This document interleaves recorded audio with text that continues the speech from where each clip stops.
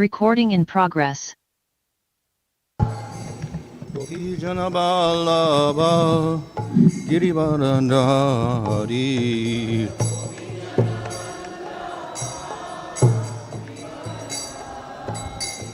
Yasodanandana Brajajana Ranjana Yamunatira Vanachari Yamunatira Jaya Radha Madhava Kunja Vihari Jaya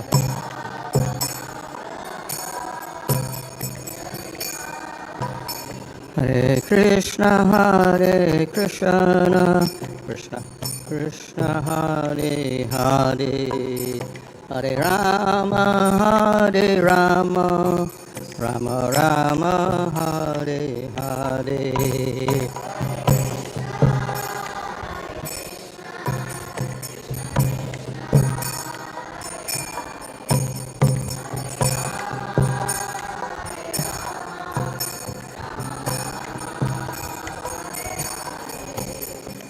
Prabhupada, Prabhupada, Prabhupada, Jaya, Prabhupada, Jaya.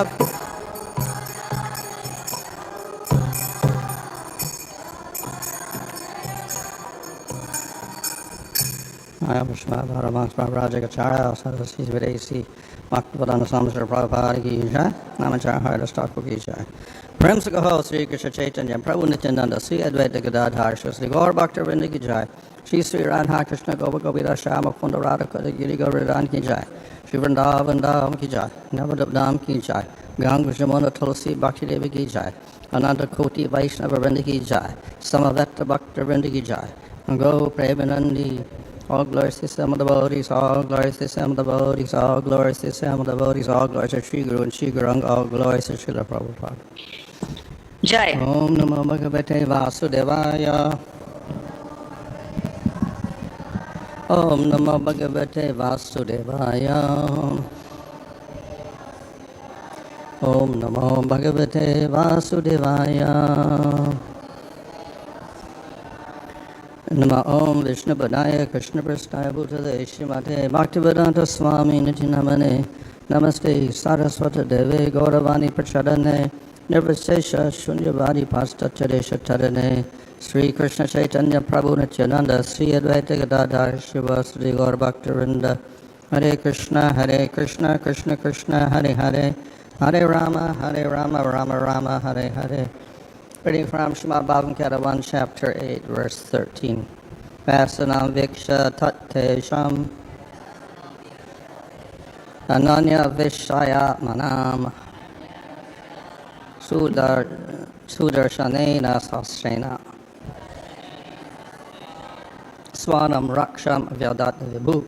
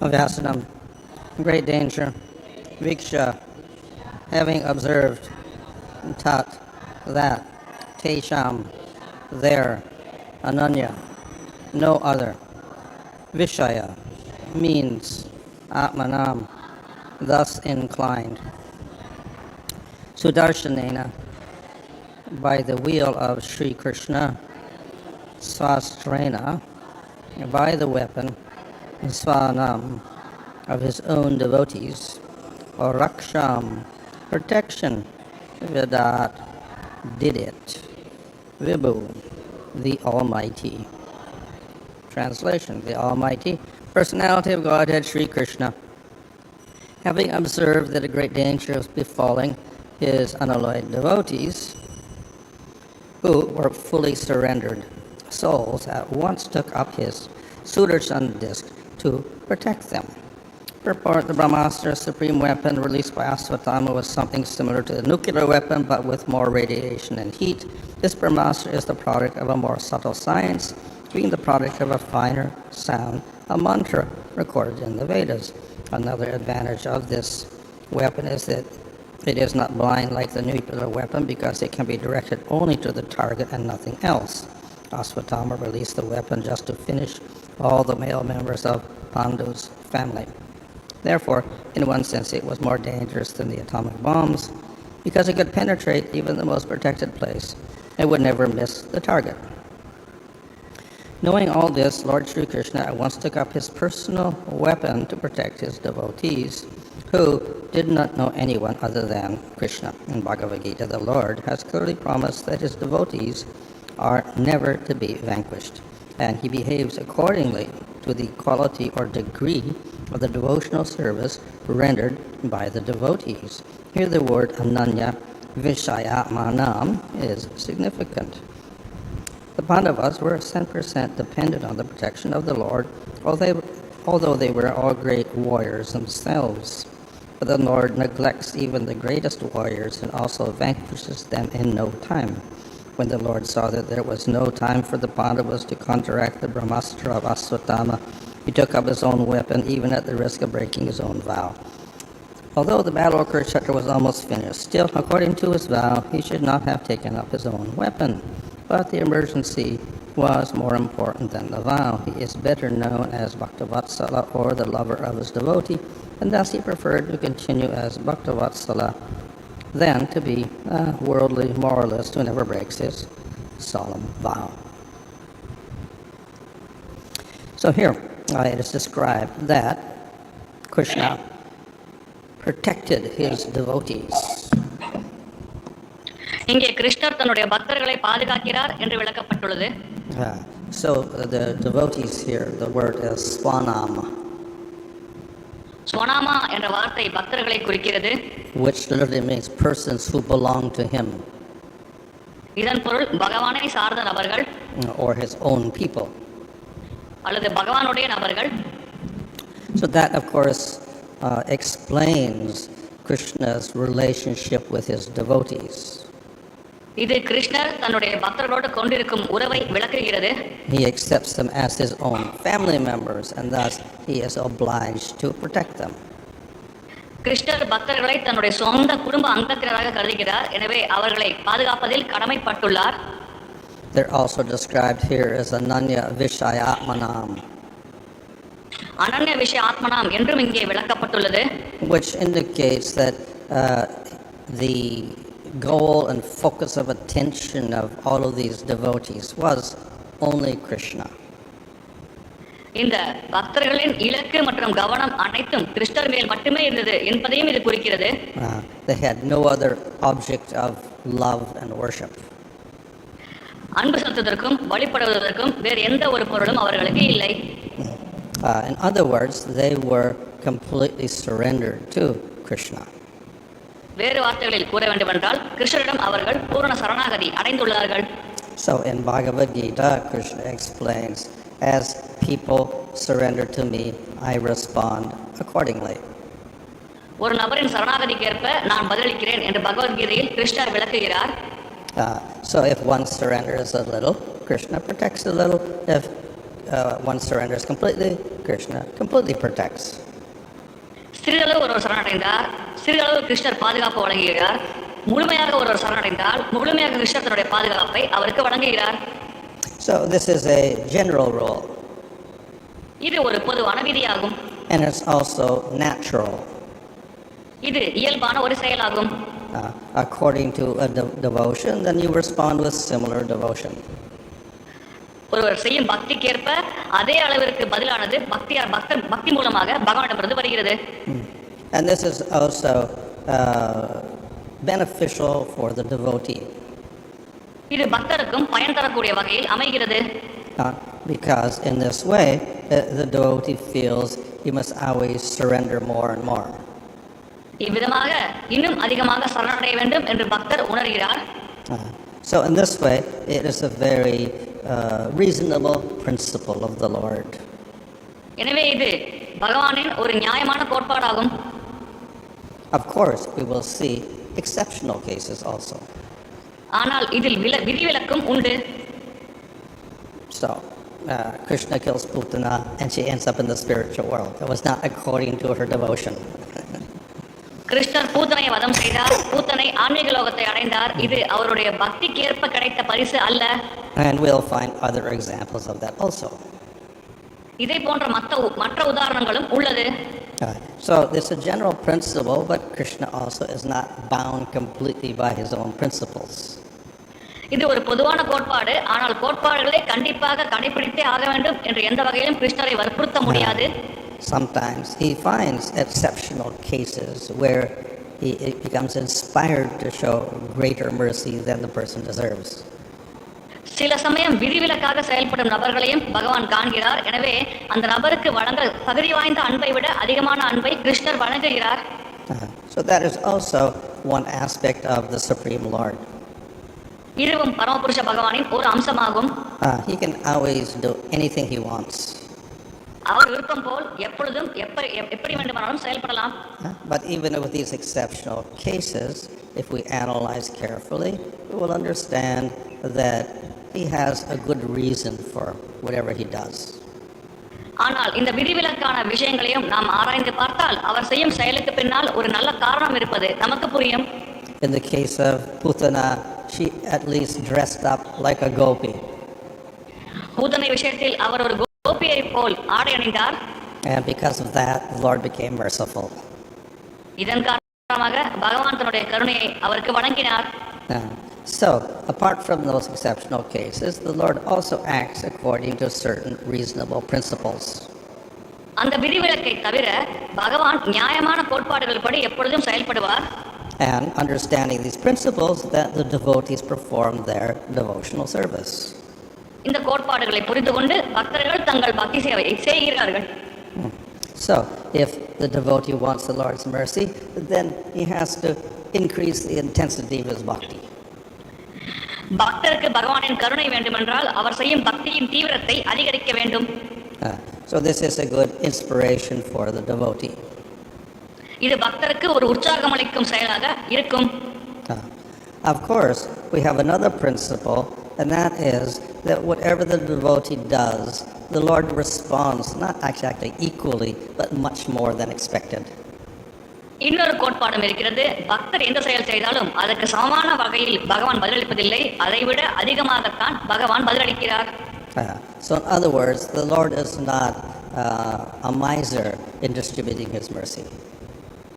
வேறு வார்த்தைகளில் கூற வேண்டுமென்றால் தன்னுடைய கருணையை விநியோகம் செய்வதில் பகவான் கஞ்சத்தனம் பார்ப்பதில்லை.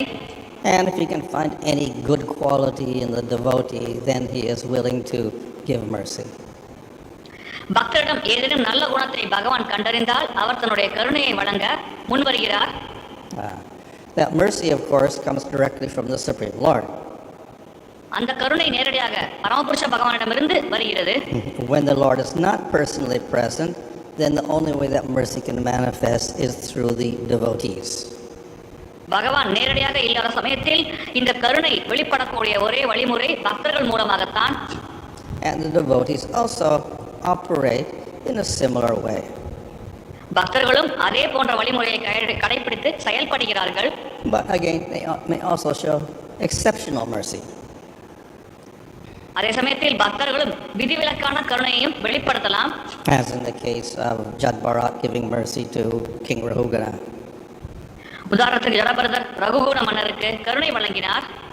And in fact, the devotees sometimes seem to give more extraordinary mercy than the Lord himself. சில சமயம் பகவானை விட அதிகமான கருணையை பக்தர்கள் வழங்குவதை நாம் பார்க்கலாம். And thus the devotees are glorified as being very, very merciful. எனவே மிக மிக கருணை வாய்ந்தவர்கள் என்று பக்தர்கள் புகழப்படுகிறார்கள். As well as this, we have Chaitanya Mahaprabhu. இதே சமயத்தில் சைத்தன்ய மகாபிரபுவும் நம்மிடையே உள்ளார். And he is considered to be more merciful than the other forms of the Lord. அவர் பகவானின் மற்ற வடிவங்களை விட அதிகமான கருணை வாய்ந்தவராக கருதப்படுகிறார். Krishna is considered to show more mercy than other forms of the Lord. கிருஷ்ணர் பகவானின் மற்ற வடிவங்களை விட அதிகமான கருணையை வெளிப்படுத்தக்கூடியவர். But Lord Chaitanya is considered to give more mercy than Krishna. ஆனால் சைத்தன்ய மகாபிரபு கிருஷ்ணரை விட அதிகமான கருணையை வழங்கக்கூடியவர். And thus he is called Mahavadanya. இதன் காரணமாக அவர் மகாவதன்யாய என்று அழைக்கப்படுகிறார். So this is also reasonable. இதுவும் நியாயமான ஒன்றே. Lord Chaitanya appears in Kali Yuga. Chaitanya Mahaprabhu கலியுகத்தில் அவதரிக்கிறார். And he wants to give some benefit to all the fallen people. கலியுகத்தில் இருக்கும் வீழ்ந்த மக்களுக்கு பயன் தர வேண்டும் என்று அவர் விரும்புகிறார். So he can't just give mercy to qualified people because there's no qualified people. தகுதி வாய்ந்த நபர்களுக்கு மட்டும்தான் கருணை தருவேன் என்று அவர் கூற முடியாது. ஏனென்றால் இங்கே தகுதி வாய்ந்த நபர்களே இல்லை. So he wants to give mercy even to the most fallen people. எனவே மிக மிக வீழ்ச்சி அடைந்த நிலையில் இருக்கும் மக்களுக்கு கூட அவர் தன்னுடைய கருணையை தர விரும்புகிறார். This is also explainable in terms of Lord Chaitanya's mood. இது சைத்தன்ய மகாபிரபுவின் மனநிலையை அடிப்படையாக கொண்டும் விளக்கப்படலாம். Lord Chaitanya comes in the mood of a devotee. Mahaprabhu பக்தரின் மனோபாவத்தை ஏற்று இங்கே அவதரிக்கிறார். So he acts like a devotee. எனவே அவர் ஒரு பக்தர் போல செயல்படுகிறார். And as I said, the devotee is inclined to give more mercy. நான் கூறியது போல் பக்தர்கள் அதிகமான கருணையை வழங்கக்கூடியவர்கள். But also Lord Chaitanya comes in the form of a special devotee. இருப்பினும் சைத்தன்ய மகாபிரபு ஒரு விசேஷ பக்தர் என்ற பாத்திரத்தை ஏற்று இந்த உலகில் தோன்றுகிறார். So he has the mood of Radha, the greatest devotee. அவர் மிக உயர்ந்த பக்தையான ராதாராணியின் மனோபாவத்தை ஏற்று வருகிறார். And Radha displays the most mercy. ராதாராணியே அதிகமான கருணையை வழங்கக்கூடிய நபராவார். So if we approach Krishna, we have to go through the mercy of Radharani.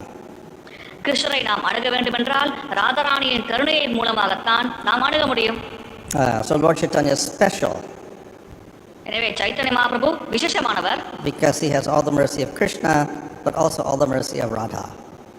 ஏனென்றால் மகாபிரபுவிடம் கிருஷ்ணரிடம் இருக்கும் அனைத்து கருணை மற்றும் ராதாராணியிடம் இருக்கும் அனைத்து கருணை இரண்டுமே உள்ளது.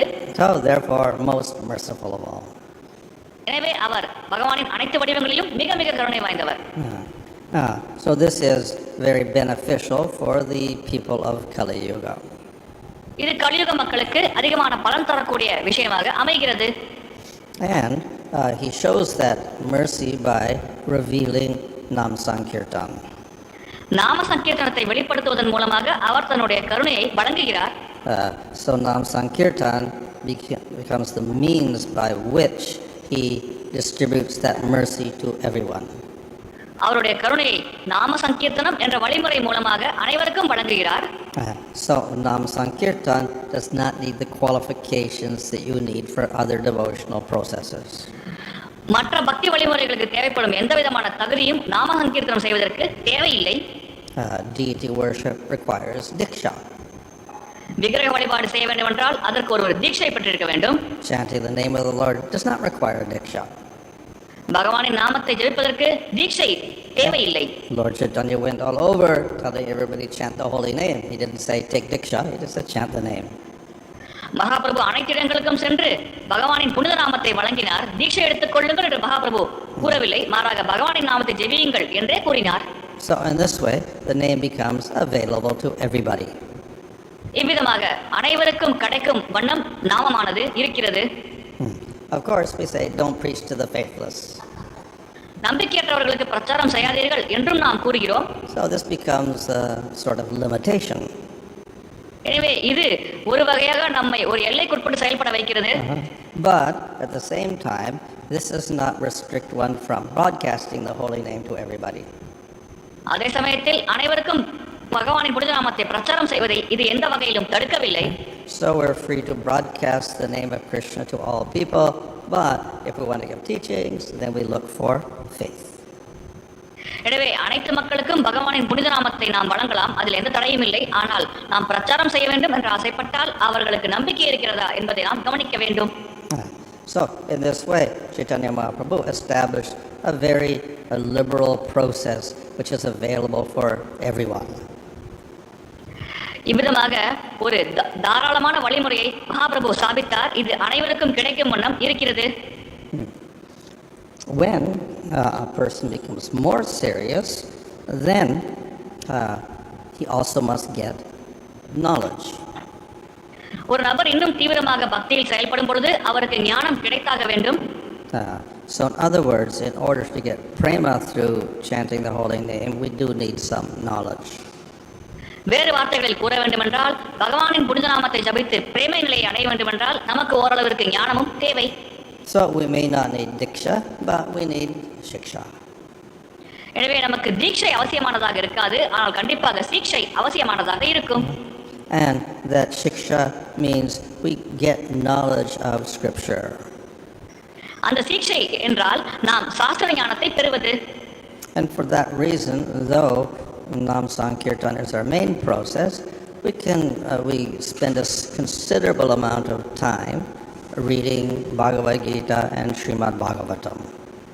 இந்த காரணத்திற்காகத்தான் நாம சங்கீர்த்தனம் நமக்கு பிரதானமான வழிமுறையாக இருந்தால் கூட பகவத்கீதை மற்றும் ஸ்ரீமத் பாகவதம் போன்ற சாஸ்திரங்களை படிப்பதற்கு நாம் தனியாக நேரம் ஒதுக்குகிறோம்.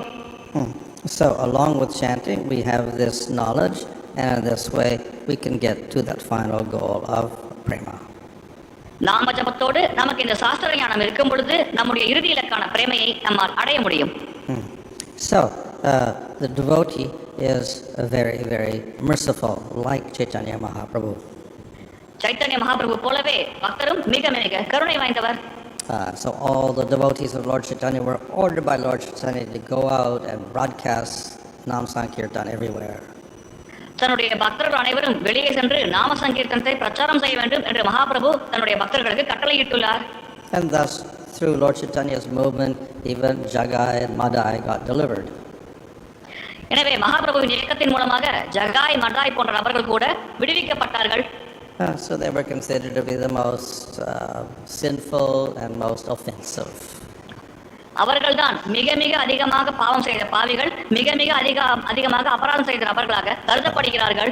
But nevertheless, through the mercy of Nityananda Prabhu and Chaitanya Mahaprabhu, they became great devotees.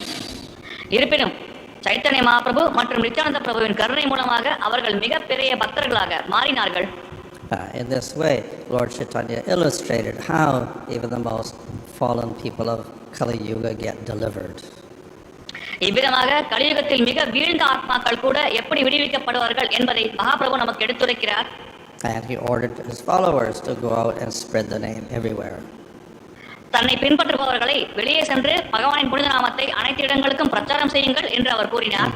So that is the same principle that we follow. அந்த கோட்பாடைத்தான் நாம் கடைபிடித்துக் கொண்டிருக்கிறோம். We try to spread the name everywhere, and where the people have faith, then we give proper teachings. நாம் பகவானின் புனித நாமத்தை அனைத்து இடங்களுக்கும் பிரச்சாரம் செய்ய முயற்சிக்கிறோம். எங்கெல்லாம் மக்களுக்கு நம்பிக்கை இருக்கிறதோ அங்கெல்லாம் நாம் அவர்களுக்கு சரியான போதனைகளை வழங்க முயற்சிக்கிறோம். And in this way we fulfill the orders of Chaitanya Mahaprabhu. இவ்விதமாக சைத்தன்ய மகாபிரபுவின் கட்டளைகளை நாம் நிறைவேற்றுகிறோம். Hare Krishna.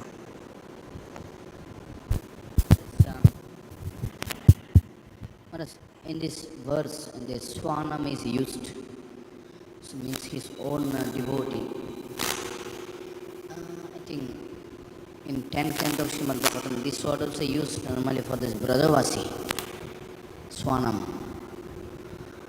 So, is it And this Swanam is a broad term or is only for exclusively for the Brajavasis? இந்த பதத்தில் ஸ்வானம் என்ற வார்த்தை பயன்படுத்தப்படுகிறது.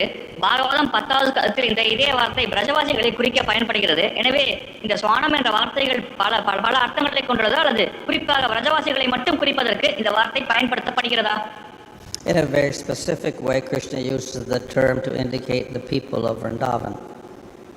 கிருஷ்ணர் குறிப்பாக விருந்தாவனத்தில் வசிக்கும் மக்களை குறிப்பதற்காக இந்த வார்த்தையை பயன்படுத்துகிறார். However, it is also used even for other forms of the Lord. இருப்பினும் இதே வார்த்தை பகவானின் மற்ற வடிவங்களுக்கும் பயன்படுத்தப்படுகிறது. So therefore, in relation to Vishnu, his devotees are all called Swanam. விஷ்ணுவின் தொடர்பில் அவருடைய பக்தர்கள் அனைவரும் ஸ்வானம் என்று அழைக்கப்படுகிறார்கள்.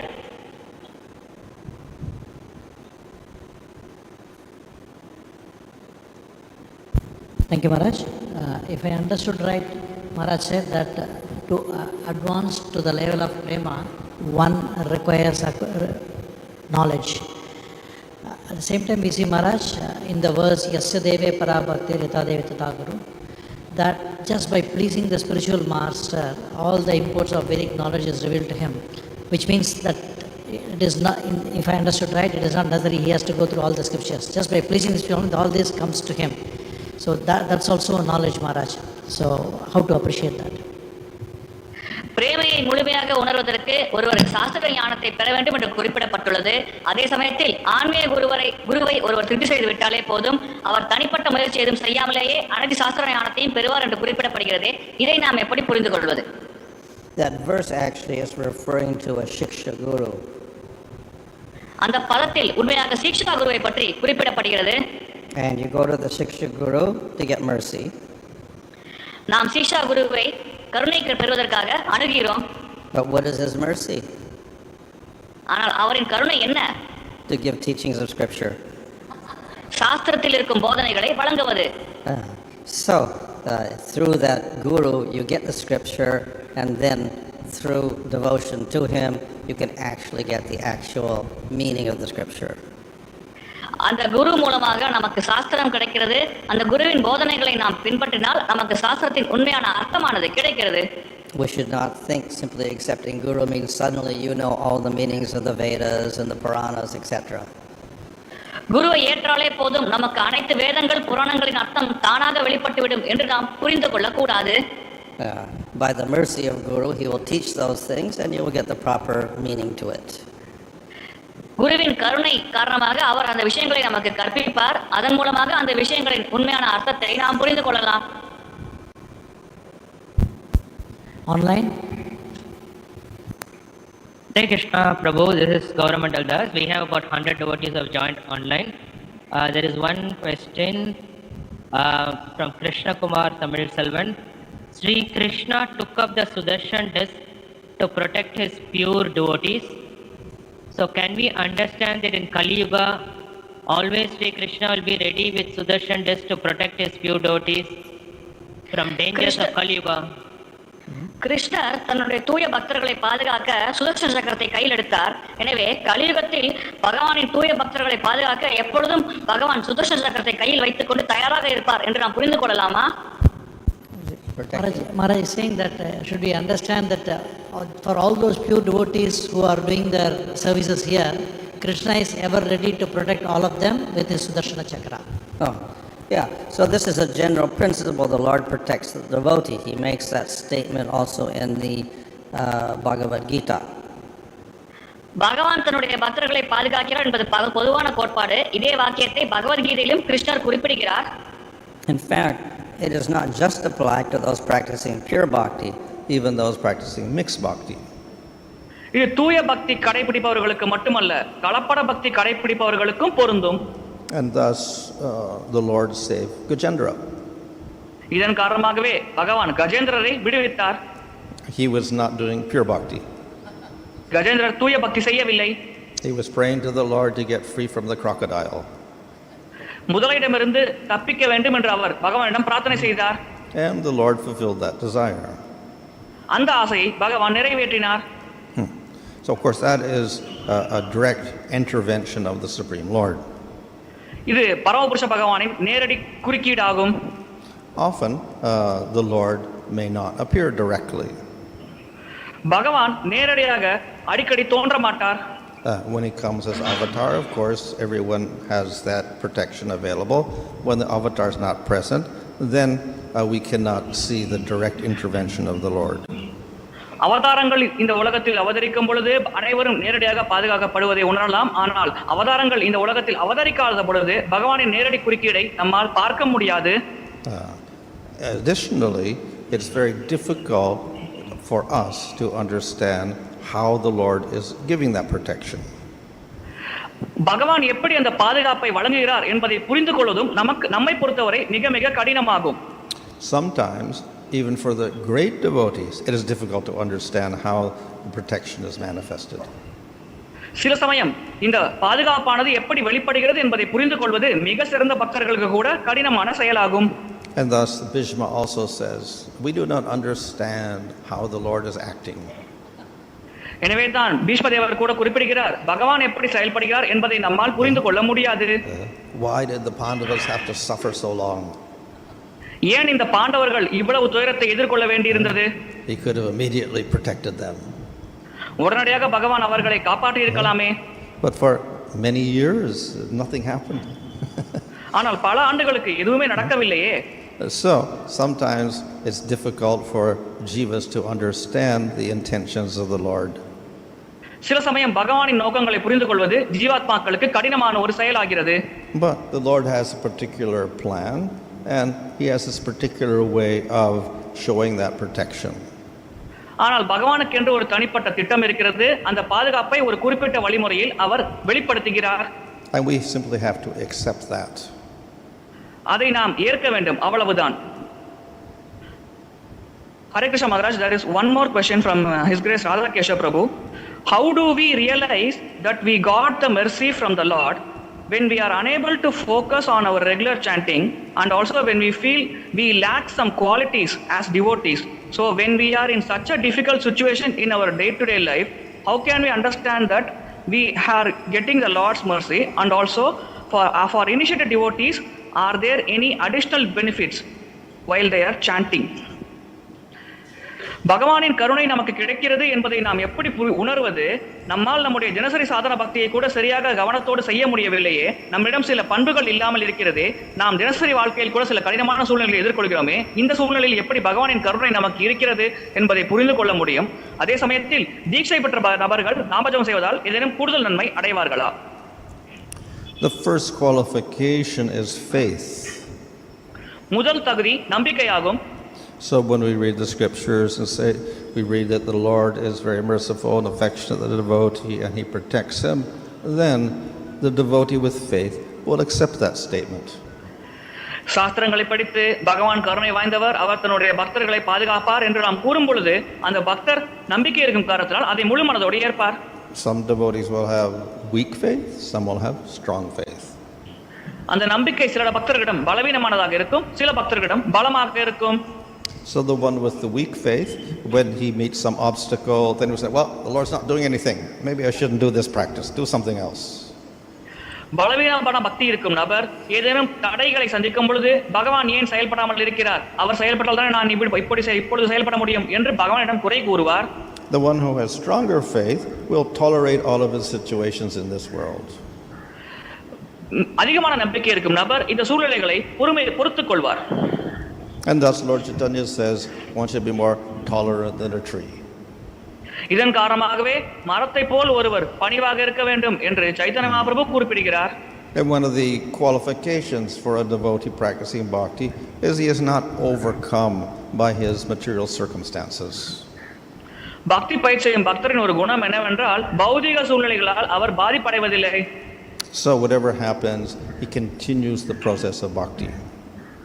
என்ன நடந்தாலும் அவர் தொடர்ந்து பக்தி வழிமுறையை கடைபிடிக்கிறார். A person who does so then earns the mercy of the Lord. அபிதமாக செயல்படும் நபரானவர் பகவானின் கருணையை பெறுகிறார். The more that the devotee tolerates in this world, the more the Lord is inclined to show mercy to that devotee. அதிகமாக பக்தர் இந்த உலகத்தில் பொறுமையை கடைபிடித்தால் அந்த பக்தருக்கு அதிகமாக பகவான் கருணையை வழங்க கடமைப்பட்டுள்ளார். So the devotee should sincerely practice to the best of his ability and tolerate all of his situations. சூழ்நிலைகளை பொறுத்துக் கொள்ளும் தன்மையை பக்தர்கள் கண்டிப்பாக வளர்த்துக் கொள்ள வேண்டும். And he understands that through this process he will gradually advance. இந்த வழிமுறை மூலமாக அவர் படிப்படியாக முன்னேறுவார் என்பதையும் அவர் புரிந்து கொள்ள வேண்டும். And of course he will also get some results. அந்த பக்தருக்கு இதனால் பலன்களும் கிடைக்கும். The result may be internal. அந்த பலன் உட்புறமானதாக இருக்கும். That is, the more the devotee advances, the less concerned he is about what happens in the external world. அந்த உட்புறமான பலன் என்னவென்றால் பக்தர் அதிகமாக பக்தியில் முன்னேற முன்னேற வெளிப்புறமாக நடக்கும் செயல்களை பற்றி அவர் பெரிதாக அக்கறை கொள்ள மாட்டார். The devotee develops satisfaction from cultivating his relationship with Krishna. பகவானோடு ஒரு உறவு முறையை வளர்த்துக் கொள்வதன் மூலமாக பக்தர் திருப்தி அடைகிறார். And thus he tolerates all the situations of his material body in the material world. எனவே இந்த பௌதிக உடல் பௌதிக உலகத்தின் சூழ்நிலைகளை பக்தர் பொறுத்துக் கொள்கிறார். Thank you, Maharaj. The last question is from His Grace Guru Kripa Prabhuji. As a sadhaka, deep intensity is noticeable for engaging in devotional service.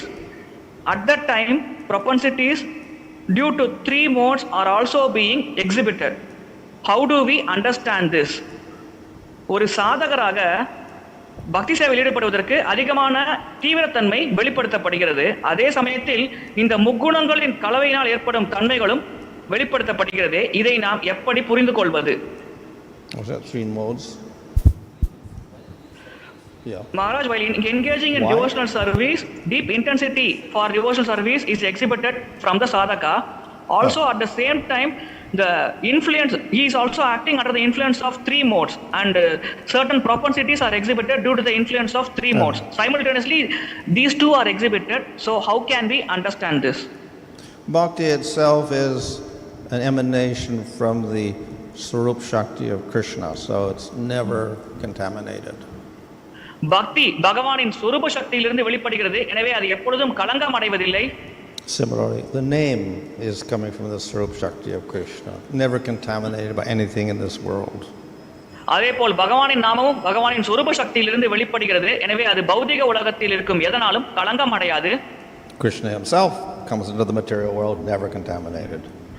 கிருஷ்ணரே பௌதிக உலகத்திற்குள் வருகிறார், ஆனால் அவர் களங்கம் அடைவதில்லை.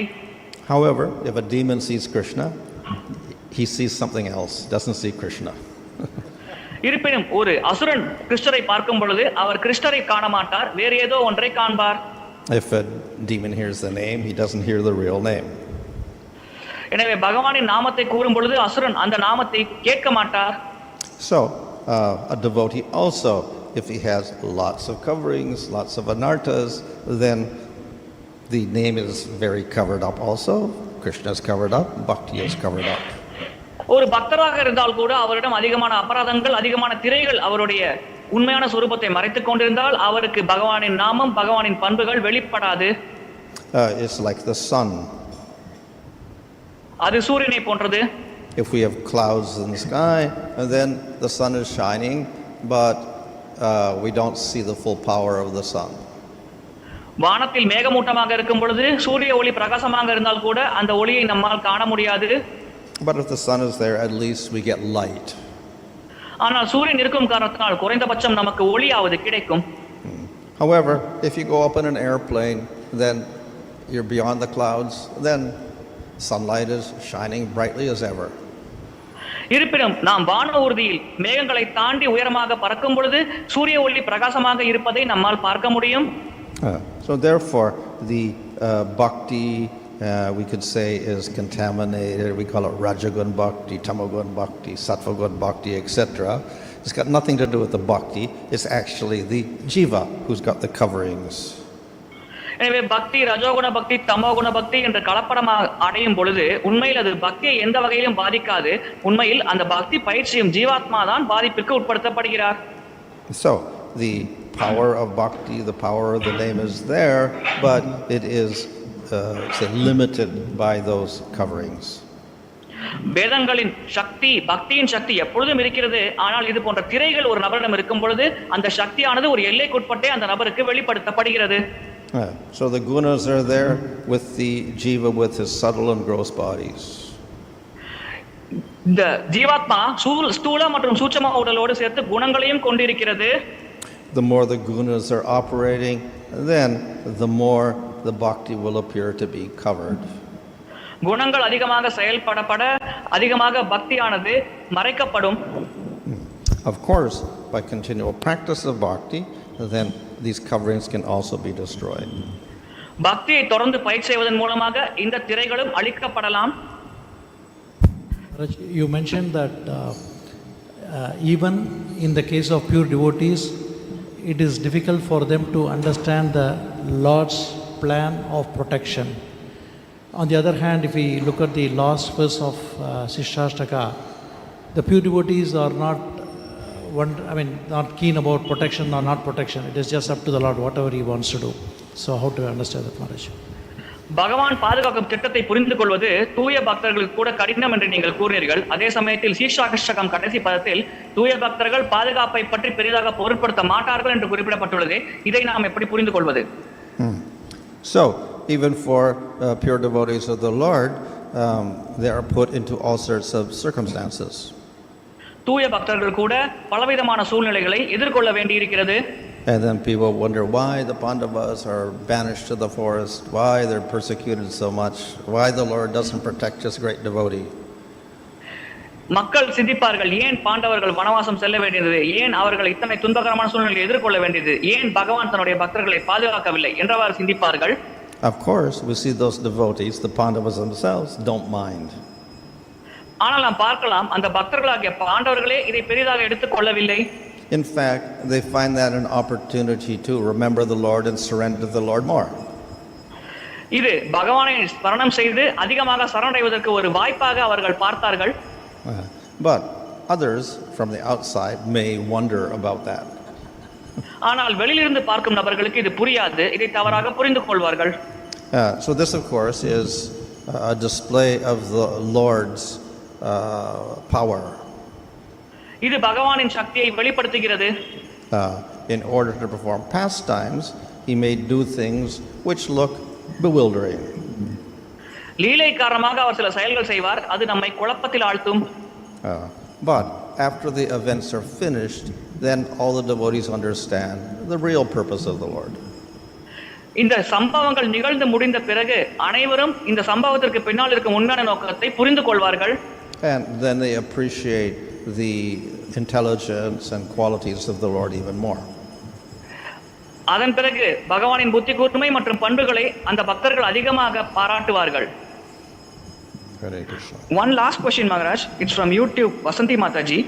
Why second initiation is insisted for deity worship? Thus first initiation itself is not sufficient for deity worship. ஏன் இரண்டாம் தீட்சை விக்கிரக வழிபாட்டிற்கு வலியுறுத்தப்படுகிறது, முதல் தீட்சையே போதாதா? Well, the Shastric definition of Diksha is to get mantras by which you can worship the deity. தீட்சை என்ற வார்த்தையின் சாஸ்திர அர்த்தம் என்னவென்றால் மந்திரத்தை பெற்று அதன் மூலமாக விக்கிரகத்தை வழிபடுவது. So that is what happens at what we call second initiation. இதைத்தான் நாம் இரண்டாம் தீட்சை என்று அழைக்கிறோம். This is following Pancharatric standards. இது பஞ்சராத்திரிக தரநிலையை கடைபிடிக்கிறது. Of course, chanting of the holy name is more powerful than Pancharatra. உண்மையில் நாம ஜபமானது பஞ்சராத்திரிக வழிமுறையை விட சக்தி வாய்ந்தது. And it does not require diksha. அதற்கு தீட்சை தேவையில்லை. However, as I mentioned, it does require some knowledge or shiksha. ஆனால் நான் கூறியது போல் அதற்கும் தீட்சை மற்றும் ஓரளவுக்கு ஞானம் தேவை. So if a person chants the holy name and gets a nice understanding of Bhagavatam and Bhagavad Gita, fine. Then that is sufficient to get up to prema. பகவானின் புனித நாமத்தை ஒருவர் ஜபித்து பாகவதம் பகவத்கீதை போன்ற சாஸ்திரத்தை புரிந்து கொண்டாலே போதும், அதன் மூலமாக அவர் பிரேமையை அடைய முடியும். So we have something called first initiation. Technically it is not initiation because that's second. நாம் முதல் தீட்சை என்று குறிப்பிடுகிறோம், உண்மையில் அது தீட்சை இல்ல, அது இரண்டாவது பட்சம்தான். So it's more like an introduction. முதல் தீட்சை ஒரு அறிமுகத்தை போன்றது. Of course we can say it is part of initiation, part 1. அது தீட்சையின் முதல் பகுதி என்று நாம் கூறலாம். Because in initiation you get a name, so the name is given in the first ceremony. So part 1 of initiation. தீட்சையில் நமக்கு நாமம் கிடைக்கிறது, அந்த நாமமானது நமக்கு முதல் தீட்சையில் வழங்கப்படுகிறது. எனவே அது தீட்சையின் ஒரு பகுதி என்று நாம் கூறலாம். But it is not complete unless you get the mantra at second initiation, then you can worship the deity. ஆனால் இரண்டாம் தீட்சையில் நீங்கள் மந்திரத்தை பெறாமல் அது முழுமை அடையாது. இதன் காரணமாகத்தான் இரண்டாவது தீட்சையில் உங்களுக்கு மந்திரம் கிடைக்கிறது, அதன் மூலமாக நீங்கள் விக்கிரகத்தை வழிபட முடிகிறது. So simply by getting a name, that does not qualify you to worship the deity. நாமத்தை பெற்றாலே போதும் நம்ம விக்கிரகத்தை வழிபட முடியும் என்ற தகுதி நமக்கு கிடைத்து விட்டது என்று நாம் கருதக்கூடாது. Of course, we find in ISKCON many devotees, even without first initiation, they are also worshiping deities. ஆனால் இஸ்கானில் பார்க்கலாம் பல பக்தர்கள் முதல் தீட்சை கூட வாங்காமல் விக்கிரக வழிபாடு செய்கிறார்கள். Of course, this is not Pancharatrik. இது பஞ்சராத்திரிக வழிமுறை அல்ல. So the Diksha actually is a Pancharatrik standard. தீட்சை என்பது உண்மையில் ஒரு பஞ்சராத்திரிக தரநிலையாகும். But of course, as I said, ultimately chanting the name is much more powerful than that. ஆனால் நான் கூறியது போல இறுதியாக பகவானின் நாமத்தை ஜெபிப்பது இதைவிட சக்தி வாய்ந்த வழிமுறையாகும். Hare Krishna Maharaj. First initiation is called Harinam Diksha. But devotees are chanting 16 rounds. That is the qualification for taking the first initiation. So it's got nothing to do with you're not getting the name because you already got the name. So why it is called Harinam Diksha then? It's a little bit of maybe a wrong classification or wrong name actually. Because Diksha refers actually to the second initiation. You cannot have two initiations. You can only have one Diksha Guru, one mantra. So how you can have two initiations?